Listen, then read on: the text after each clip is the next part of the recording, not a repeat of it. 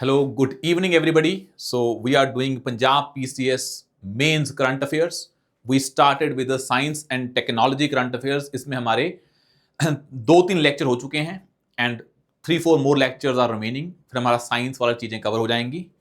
But जो ये lectures हैं, try to ensure one thing कि आप इन जो अपना पढ़ रहे हो चीज़ें, उसमें बस वैल्यू एडिशन के लिए यूज दिस लेक्चर्स.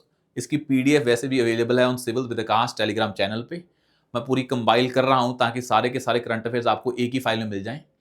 एंड और बस ध्यान रखना कि जो आपने स्टैटिक पढ़ा हुआ है उस अंडरस्टैंडिंग को करंट अफेयर की एग्जाम्पल से थोड़ा ऐड कर दें. That is more than enough. वो टेंशन नहीं लेनी है कि करंट अफेयर्स बहुत ज़्यादा हैं, कैसे करें. द थिंग ओनली इज कि आपको फैक्ट्स उसमें ऐड कर देने हैं. आपने वैसे अंडरस्टैंडिंग पढ़ी हुई है. फॉर एग्जाम्पल आज हम पढ़ेंगे जो हमारा बायोटेक्नोलॉजी है साइंस में, but you have basic understanding because you have clear prelims. But वो वैल्यू जो एडिशन है मटेरियल, वही करंट अफेयर्स होता है और वही मैंने आपको पीडीएफ में देने की कोशिश भी की है. एंड दिस मटेरियल जो ये पीडीएफ है, इसमें डाटा फैक्ट्स को अंडरलाइन करके निकाल के काम खत्म करें और कुछ नहीं करना है. Today will discuss about 2 topics. पहला तो मैं ब्रॉडली आपको बताऊंगा बायोटेक्नोलॉजी को लेके, जो टॉपिक इसके पॉइंट्स बहुत जगह यूज हो जाएंगे. तो एक तो मैंने बताया बायोटेक्नोलॉजी के एप्लीकेशंस के बारे में. Then I enter into the specificities of genome, GM crops या GM organism, genetically modified organism, और लास्ट में आगे जाके जीन सीक्वेंसिंग. तो ये 2 बड़े टॉपिक इंपॉर्टेंट हैं. In today's class we will discuss about these 2 topics. Now first let's discuss about the biotechnology in general. इसके जो एग्जांपल्स हैं बड़े काम आएंगे आपको वाइल राइटिंग जो आपका पीसीएस का मेंस है. तो हम पहले इसको डिस्कस कर लेते हैं. आई होप ये आपको पीडीएफ विजिबल होगी. अब हम जब पढ़ रहे हैं इसको, तो एक होता है एस्पेक्ट की जो एप्लीकेशंस ऑफ बायोटेक्नोलॉजी है. मैंने आपको बहुत सारे फैक्ट्स दिए हैं, ये नंबर्स दिए हैं. ये नंबर अगर आप लिख दोगे ना तो एग्जामिनर का ट्रस्ट बढ़ जाता है. फॉर एग्जांपल मैंने आपको लिखा है यहाँ पे, the global biotechnology is projected to reach approximate 3.5 trillion by 2030 dollar. India has over 6,000 biotech startups, representing the third largest ecosystem. India's vaccine exports were worth $825 million. Serum Institute of India is the largest vaccine manufacturer by volume. The global gene therapy market is $35 billion by 2030.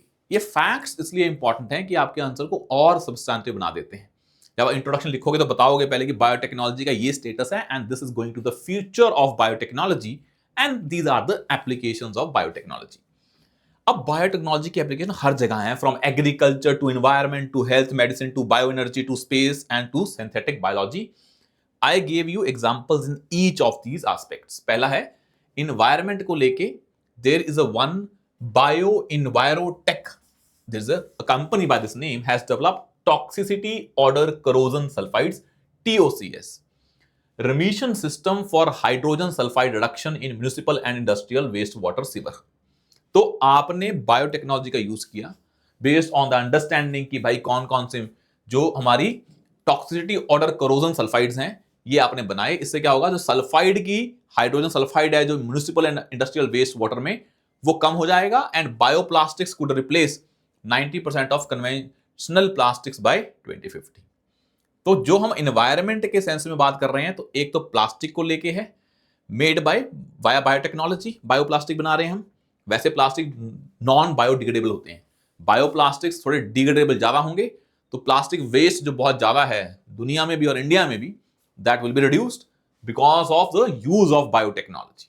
और जो हमने waste water में treatment किया है by using biotechnology, by creating this TOCS. और ये बड़ा important है टू हाइड्रोजन सल्फाइड को खत्म करने में, उसकी कंसंट्रेशन को कम करने में. एक तो एनवायरनमेंट को लेके ये फायदा है. और ये फायदा आपको अब एनवायरनमेंट को लिखना है, तो if you have one point two prove that कि भाई हम ये बना रहे हैं प्लास्टिक, तो ये मेंशन कर सकते हैं. If you want to mention this name and this thing, you can mention that also. फिर एनवायरनमेंट के बाद दूसरा आता है हेल्थ एंड मेडिसिन में इसका यूज बायोटेक्नोलॉजी का. तो क्या है हेल्थ एंड मेडिसिन में? हमें पता है कि एक होती है rDNA technology, recombinant DNA technology has led to the development of drugs like insulin. We all know that कि जब पढ़ते हैं बायोटेक्नोलॉजी कि कैसे हम recombinant बायोटेक्नोलॉजी rDNA कर रहे हैं, कैसे डीएनए को निकाल के उसको कंबाइन करके हम जो इंसुलिन है, ह्यूमन ग्रोथ जो हार्मोन है या इंसुलिन है, इसको प्रोड्यूस कर रहे हैं आर्टिफिशियली. और जो इंसुलिन की प्रॉब्लम होती है डायबिटीज की, उसको डील कर रहे हैं. India first indigenous mRNA vaccine, जो हमारी mRNA वैक्सीन है, मैसेंजर आरएनए वैक्सीन है, Gemcovac 19 was developed by Pune based Gennova biopharmaceuticals. तो आपके पास एक एग्जांपल है जेमकोवा 19, एक आपके पास है इंसुलिन और यहां फिर human growth hormone by creating using the technology of rDNA. Agriculture income rose by 40 to 50% through improved biofortified rice in Chhattisgarh. Biotechnology का यूज कर रहे हैं। बायोफोर्टिफिकेशन दो लेवल पे होती है, एक जीनोम के लेवल पे होती है और एक वैसे होती है प्रोडक्शन के बाद। वो जो होती है बायोफोर्टिफिकेशन एक जो जीन के लेवल पे होती है, दिस इज कॉल्ड एज, जो उसे बायोफोर्टिफाइड राइस बना है, इससे इनकम बढ़ गई है। बायो एनर्जी मतलब 29 मिशन क्लीन टेक्नोलॉजीज फॉर स्वच्छ Bharat convert different solid and liquid and gaseous waste into renewable energies by using bioorganisms, that is called bioenergy. Space में दो मिशन है, Gaganyaan and axiom 4 mission for conducting microgravity radiation disease modelling research in long duration space missions. तो वहां पे space में biotechnology का use हो रहा है। सिंथेटिक बायोटेक्नोलॉजी में we are basically becoming a market that is of 30.7 billion dollar. तो these are the certain examples जो आपको याद रखने हैं, और तैयारी में सिर्फ एग्जांपल्स ही इंपॉर्टेंट हैं। At the end of the day आपको पता लग जाएगा एक आरडीएनए टेक्नोलॉजी है, पर एग्जांपल्स ही आपके आंसर को स्पेसिफिक बनाएंगे। तो हम इसके बाद देखते हैं गवर्नमेंट ने कौन कौन से इनिशिएटिव्स लिए हैं और कौन कौन से चैलेंज हैं। इनिशिएटिव में पहला आता है बड़ा इंपॉर्टेंट, वो है नेशनल बायोफार्मा मिशन। ये नहीं भूलना है आपको, जो हमने वैक्सीन के लिए, बायोसिमिलर्स के लिए या मेडिकल डिवाइसेस के लिए, बायोफार्मास्यूटिकल्स के लिए, डायग्नोस्टिक्स के लिए बनाया है नेशनल बायोफार्मा मिशन। एक है biotechnology ignition grant big, so that startups को जो अर्ली स्टेज पे सपोर्ट चाहिए होती है up to 50 lakh for 18 months can be provided by BIRAC, that is biotechnology industry research assistance council. उसने बहुत सारी 1000+ स्टार्टअप्स को सपोर्ट किया है since 2012। Biotechnology for economy, environment and employment policy by the Department of Biotechnology, Ministry of Science and Technology for fostering high performance biomanufacturing by adopting cutting edge advanced technologies। एक है हमारा bio E3 policy, बड़ी important है, इस पे stand alone question आ सकता है। Targets high performance bio manufacturing across 3 thematic areas. ये हमने पहले डिस्कस कर लिया है पहली वाली क्लास में, इससे पहले क्लासेस में साइंस में, तभी मैं इसको डिटेल में नहीं बता रहा हूं। National speed breeding crop facility national agri food biotechnology institute ने बनाया मोहाली में। वैसे नेशनल बायोटेक्नोलॉजी डेवलपमेंट स्ट्रेटजी है, it aims to make India 150 billion bio economy by 2025। तो दीज आर सर्टेन एस्पेक्ट्स, ये मिशंस आपको याद होने चाहिए। साइंस में आप याद नहीं रखते हो, सिक्योरिटी के टॉपिक में कि भाई हाँ लेफ्ट विंग एक्सट्रीमिज्म के लिए क्या क्या स्टेप्स हैं, समाधान टेक्निक है, ये गवर्नमेंट की पॉलिसीज हैं, जो हमारी बहुत सारी और फोर्सेज बनाई गई हैं, आपको सब याद होती हैं वो, पर यहां नहीं याद होती, इसलिए मैं इसको स्पेसिफिकली यहां पे लिख दिया है। चैलेंजेस बड़ी हैं, वो एक ही है भाई, इंडिया में आज भी R&D पे खर्चा लेस देन 1% ऑफ जीडीपी है। जब बायोटेक्नोलॉजी का यूज होगा तो इनोवेशन होंगी, तो intellectual property regime, strict standards होने चाहिए under patent act and compulsory licensing. ऐसा ना हो कि तुम कंपल्सरी लाइसेंसिंग या वॉलंटरी लाइसेंसिंग को रिलैक्स कर रहे हो, तो वो चीज नहीं करनी है। तो IPR सिस्टम बड़ा स्ट्रांग होना चाहिए। एथिकल इशू है, बायोपायरेसी हो जाएगी या डिजाइनर बेबीज बन जाएंगे because of using genomes editing, यहाँ ह्यूमन क्लिनिकल ट्रायल्स की बात होती है। Biosafety and biosecurity risk of accidental release of GMOs। आपने जेनेटिकली मॉडिफाई किया और नेचर में डाल दिया, फिर नेचर ने जो रिएक्शन किया, नोबडी नोज अबाउट दैट। तो biosafety and biosecurity. Genomic data security, companies handling large genomic databases, उसके कारण फिर भाई जब जीन की सिक्योरिटी नहीं है तो that can be misuse for creating, बोलते हैं ना कई बार कि Covid was created, artificially created virus था, तो that can be misuse also. तो बायो वॉर्स भी हो जाते हैं, जो उस सेंस में आ जाता है, बायोलॉजिकल वॉर भी हो जाते हैं। पर these are the steps taken by government and these are the certain challenges that are there, and on that challenges if you work, तो ऑफ कोर्स बायोटेक्नोलॉजी थोड़ी ग्रो हो पाएगी। पर हमारे लिए इंपॉर्टेंट क्या है कि भाई जो ये तो ठीक है बायोटेक्नोलॉजी आपने बता दिया, अब आता है मेन टॉपिक, आता है GM क्रॉप्स पर। इस पे स्टैंड अलोन क्वेश्चन बन सकता है GM क्रॉप्स पे। तो now let's study about GM crops in particular. तो पहले इसको पढ़ लेते हैं, क्या है GM क्रॉप्स। अब GM क्रॉप्स में एक चीज आती है, हमने बनाया है draft manufacture, use, import, export and storage of hazardous micro organisms, genetically engineered organisms और सेल्स अमेंडमेंट रूल्स 2014। पर मेन चीज आती है जीएमओ को रेगुलेट किसके अंदर करते हैं, क्रॉप्स कौन कौन सी हैं, क्या फायदे हैं और क्या चैलेंजेस हैं, ये ब्रॉड में इश्यूज बनते हैं। तो पहले तो भाई मैं साइंस में आपको पहले भी बताया था, जब भी कभी क्वेश्चन आए ट्राई टू इंश्योर कि उसको डिफाइन कर दें, क्योंकि टेक्निकल कंसेप्ट्स हैं ये। तो जीएमओ पे क्वेश्चन आएगा तो आपका एक आइडिया होना चाहिए कि I will first define GMO technical में। तो GMO is a plant, animal or microbe in which one or more changes have been made to the genome, typically using high-tech genetic engineering. Globally, 29 countries cultivate GM crops. The US grows the most GM crops, and the first GM food approved for human consumption was the flower sour tomato in US in 1994, engineered for longer shelf life. बहुत सारी countries में ऐसा होता है। India में क्या regulations हैं related to genetically modified organism, तो कौन कौन से रेगुलेशंस हैं इसको लेके वो हम देख लेते हैं।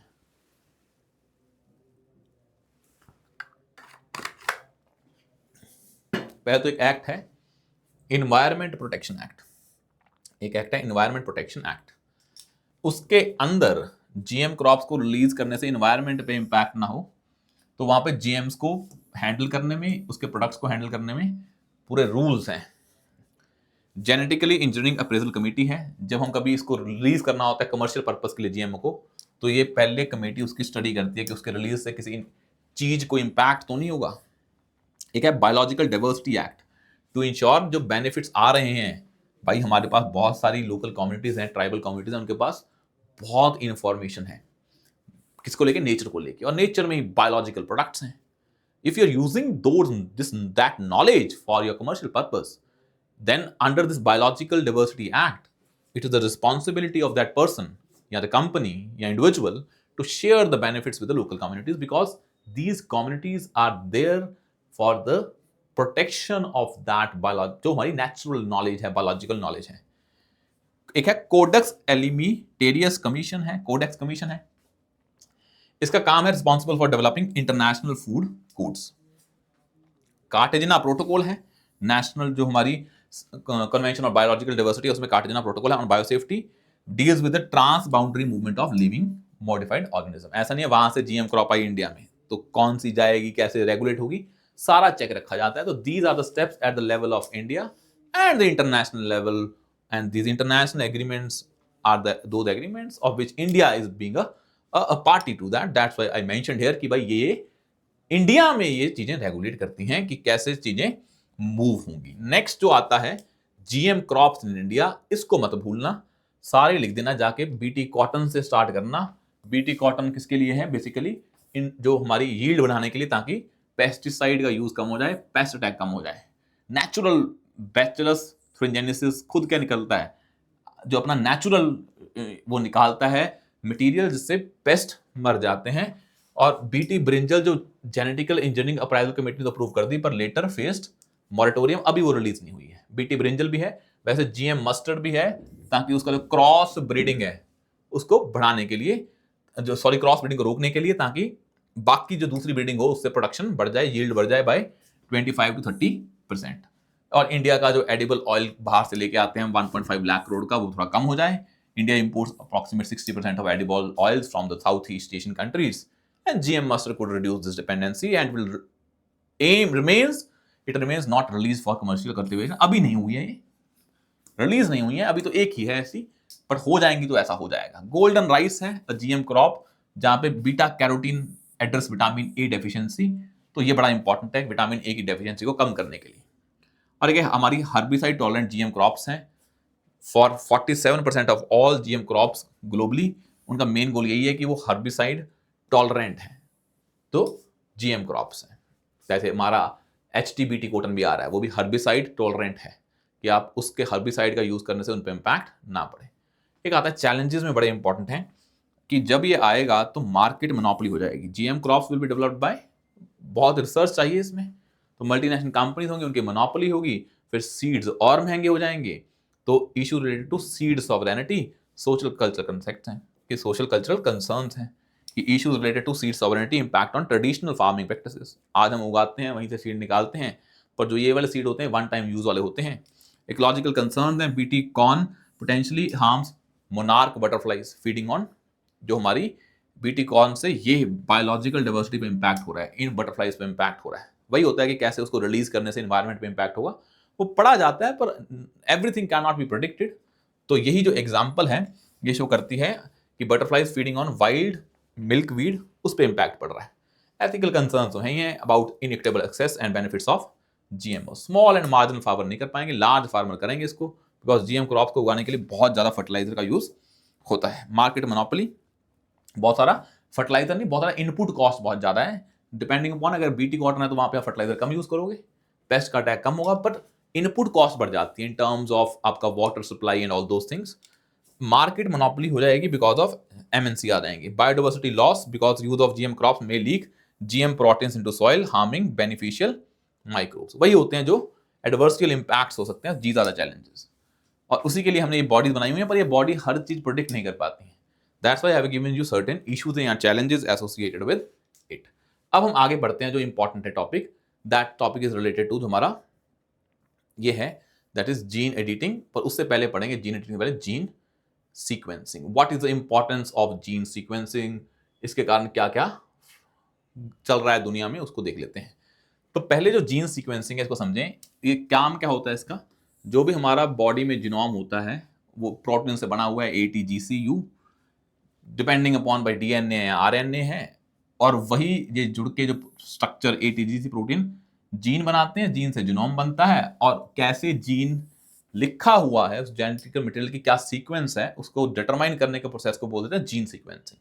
और जीन ही क्या बनाते हैं आगे जाके, बॉडी को बॉडी बिल्डिंग ब्लॉक प्रोटीन्स बनाते हैं। तो वो जीन ही हैं जो बताती हैं कि बॉडी कैसे काम कर रही है। अगर पता लग गया कि जीन में डिफेक्ट है तो जीन को चेंज किया जा सकता है, तो पहले पता होना चाहिए कि कौन सा जीन किसके लिए रिस्पॉन्सिबल है, because body works on the basis of this codes called as ATGCUC and that creates proteins. अब यही है कि हमारी बॉडी में 3.2 बिलियन बेस पेयर्स हैं, 20,000 to 25,000 जीन्स हैं। होल जीनोम सीक्वेंसिंग डिटरमाइन कि entire DNA sequence of an organism genome and covers both coding and non coding part. तो हमारे दो पार्ट होते हैं जीन के, दोनों DNA के दोनों को निकालते हैं। और ह्यूमन जीनोम प्रोजेक्ट है जो हमारा, identified 20 to 25,000 genes, 1.5% of the genome codes for proteins, the rest was called as junk DNA। तो बहुत ज़्यादा पार्ट तो जंक DNA ही है, ओनली 1.5% है जो हमारा DNA यूज होता है, कोड्स होते हैं जो प्रोटीन बनाने में काम आते हैं, बाकी जंक ही है। पर हम जो जीनोम सीक्वेंस कर रहे हैं इसका पर्पस क्या होता है कि पता लगे कौन सा जीन किसके लिए रिस्पॉन्सिबल है, तभी हम डिसीजेस को ट्रीट कर पाएंगे। अगर कोई डिसीज है मतलब तुम्हारा कोई जीन में डिफेक्ट है, तो जीन को ऑल्टर करके आप डिसीज को बेस से चेंज कर सकते हो, रेदर देन जस्ट क्योरिंग, मतलब उसको आप क्योर करने के बजाय उसे प्रिवेंट ही कर सकते हो बाय एडिटिंग द जीन्स। अब इसके एप्लीकेशन बहुत जगह पे हैं, let's see that applications first. पहला आता है डिसीज डायग्नोसिस। अब डिसीज डायग्नोसिस में आता है कि भाई तुम्हें पता लग जाता है, for example BRCA1 and BRCA2 gene sequencing helps assess breast and ovarian cancer risk. अब आपने ये जीन की सीक्वेंसिंग देखी, आपको पता लगा जिसमें इस जीन में वेरिएशन होता है वहां पे ये वाले कैंसर होते हैं। And liquid biopsy blood based genome sequencing can detect cancer up to 4 years before symptoms appear. तो सिम्टम आने से पहले ही जीन के चेंजेस होने से पता लग जाता है कि भाई कैंसर होने के चांसेस हैं, that can cure this problem.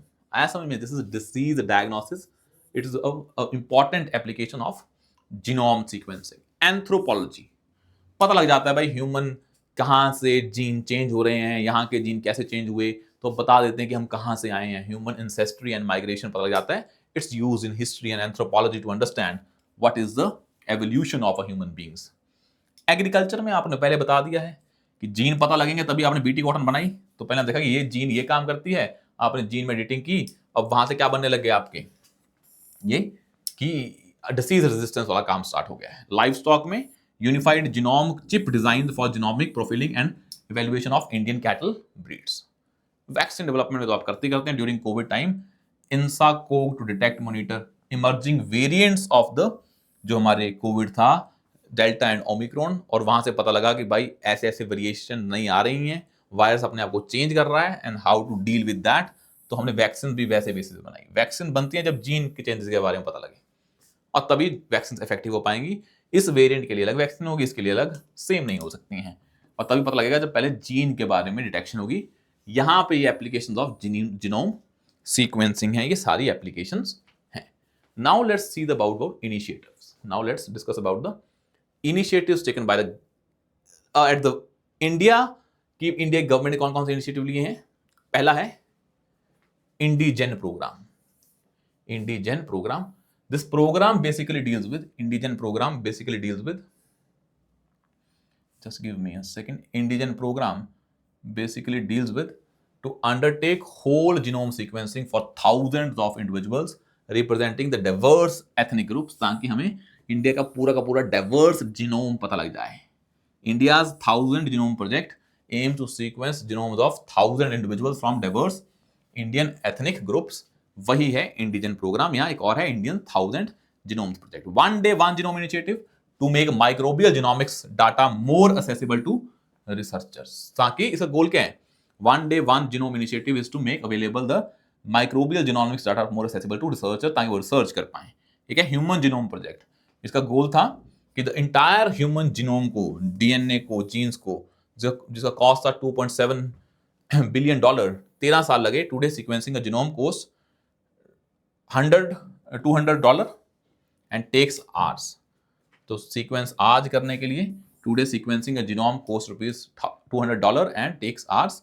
पहले हमने 13 साल लगा दिए काम करने में. Genome India project to build a catalogue of genetic diversity that reflects unique diversity of Indian population, aiming to sequence 10,000 Indian genomes. क्योंकि इंडिया की अपनी डाइवर्सिटी है, उसके अपने जीन्स हैं, तो उसका अपना सोल्यूशन है.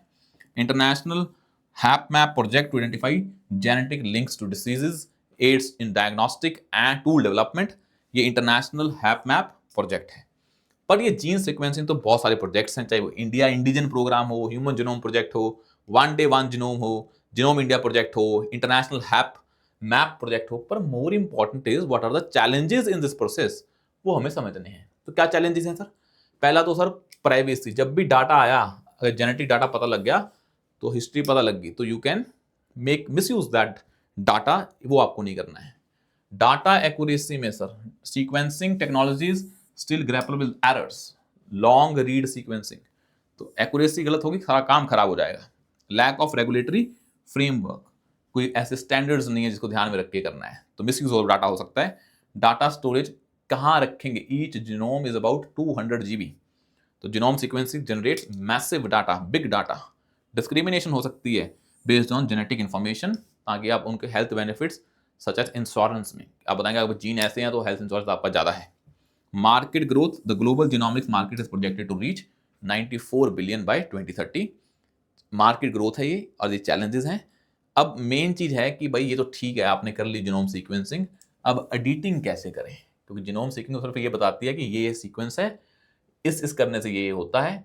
पर more important thing is how to edit the DNA, ताकि हमें जो बनाना है वो बना पाए, ताकि हमें जो बनाना है हम वो बना पाए. अब इसको जीन एडिटिंग में आता है. ये भी आ सकता है आपको पीसीएस में कि क्या है जीन एडिटिंग, क्या है इसके फायदे और क्या क्या इसमें करना है. तो इसको हम करते हैं इस तरह से. Just give me second. Gene editing, I hope ये आपको विजिबल होगा. तो जीन एडिटिंग की एक टेक्नोलॉजी होती है CRISPR-Cas9. तो वो पहले आ रखा है, अब भी आ सकता है दोबारा. तो gene editing is a technology that modifies the DNA. कैसे? By inserting something, by deleting something, या by altering specific sequences including single bases और entire genes. CRISPR-Cas9 was discovered in 2012 and that was used, is basically used. CRISPR-Cas means clustered regularly interspaced short palindromic repeats naturally found in bacteria as an immune defense. तो कहने का मतलब क्या है, gene editing में you use CRISPR-Cas, पर process क्या है जीन एडिटिंग का, ये है. एक तरीका है CRISPR-Cas. एक होता है भाई सोमैटिक जीनोम एडिटिंग, एक होती है जर्मलाइन जीनोम एडिटिंग. सोमैटिक में होता है when you change the cells which are non reproductive.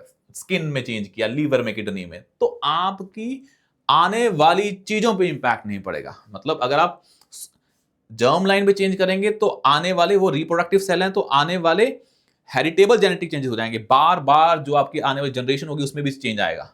ये सिर्फ आपकी बॉडी में चेंज आता है सोमैटिक में. और it pass to future generation. The first gene edited babies were born in China. He Jiankui case sparking global ethical concern कि आपने जीन एडिट करके आर्टिफिशियल या डिजाइनर बेबी बनाने स्टार्ट कर दिए. For instance heritable human genome editing is used to prevent cystic fibrosis, Huntington disease and sickle cell anaemia.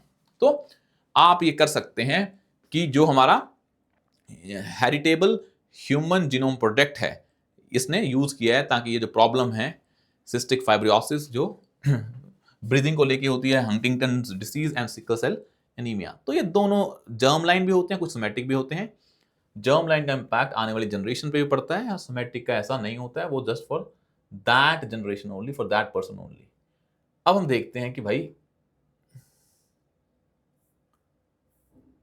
अब हम देखते हैं इसमें कि इसमें जीन एडिटिंग में टेक्निक्स कौन कौन सी हैं और एप्लीकेशंस के हैं। एप्लीकेशन तो भाई हम पता है कि एग्रीकल्चर में आपने जीएम क्रॉप्स बनाई, जेनेटिकली इंजीनियरिंग अप्राइजल कमेटी है ना, तो अब उसने प्रूव किया genome edited rice variants, golden rice कह लो, DRR rice 100 Kamala in 2023, the first such approval in India, yield बढ़ा दी, टॉलरेंट कर लिया ड्रॉट को, फंक्शनल डी एक्सटिंक्शन। भाई आप जीन को चेंज करके दोबारा इंसान को रिवाइव करवा सकते हैं, जैसे डायर वॉल्फ है, ये एक्सटिंक्ट थी, दोबारा आ गई है, फंक्शनल डी एक्सटिंक्शन।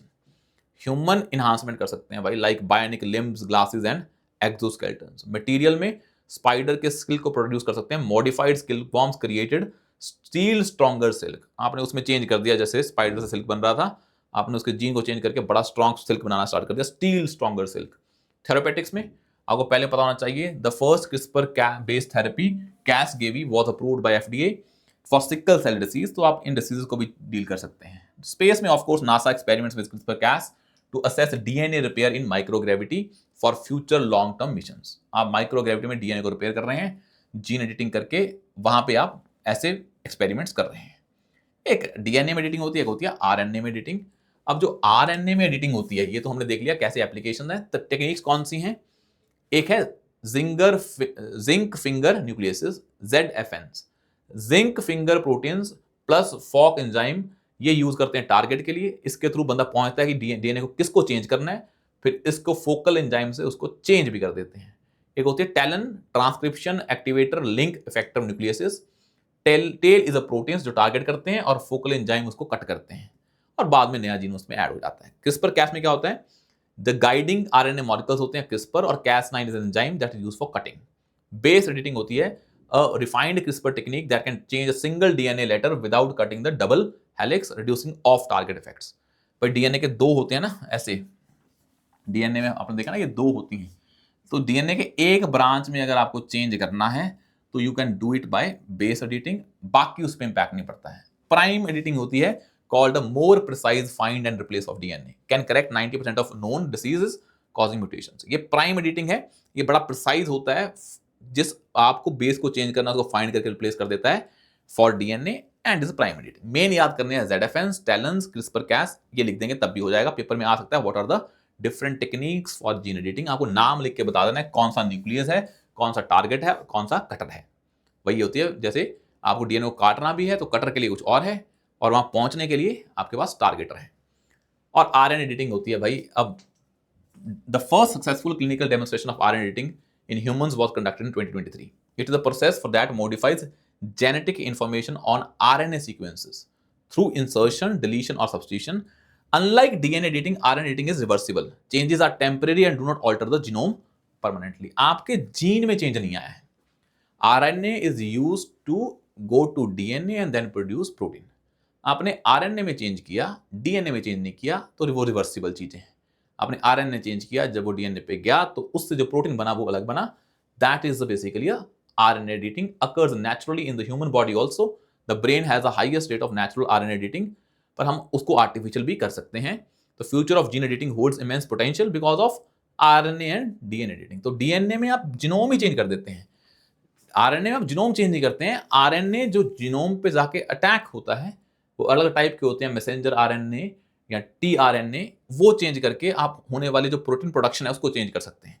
तो RNA हैज 4 बिल्डिंग ब्लॉक्स, वही A G U C, उसमें चेंजेस करके आप बाकी प्रोसेसेस को चेंज कर सकते हैं। तो ये है RNA एडिटिंग। तो पेपर में आ सकता है व्हाट इज RNA एडिटिंग। तो मेन चीज क्या है, ये रिवर्सिबल, कहने का मतलब ये रिवर्सिबल फीचर होता है। तो this is basically it is a reversible, वो नॉन रिवर्सिबल है, वो DNA में जीनोम में चेंज करता है। ये DNA जो अटैक करने वाली चीजें हैं जिसे डीएनए प्रोटीन बनाता है उसको चेंज करती हैं। ये नेचुरली भी होती हैं, ये हमारा ब्रेन भी करता है, पर हम आर्टिफिशियल भी इसको कर सकते हैं। आया समझ में? तो this is basically idea of biotechnology. ये हमने टॉपिक्स देख लिए हैं ब्रॉड वाले, बट इसको हम आगे भी देखेंगे डिटेल में नेक्स्ट क्लासेस में। इसको और कंप्लीट करेंगे, स्पेस में घुसेंगे, गगनयान पढ़ेंगे, सब पढ़ेंगे ताकि आपका साइंस का ब्रॉड टॉपिक्स कवर हो जाए। तो will see you soon in the next session tomorrow. Thank you so much.